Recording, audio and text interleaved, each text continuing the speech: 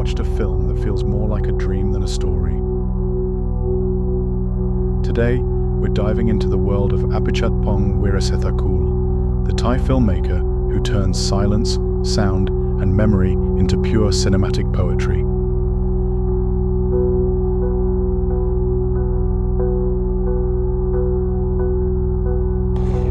Born in Bangkok and raised in rural Thailand, Apichatpong has become one of the most celebrated filmmakers of our time. From Blissfully Yours to Uncle Boon Me, who can recall his past lives, his films have won top awards at Cannes and beyond. But what makes his cinema so unique isn't just the visuals, it's the sound. In Apichatpong's films, sound isn't background noise, it's the heartbeat of the story, the hum of a fan, the buzz of insects, the distant rumble of traffic. These aren't just details, they're characters. They carry memory, history, and even the presence of spirits.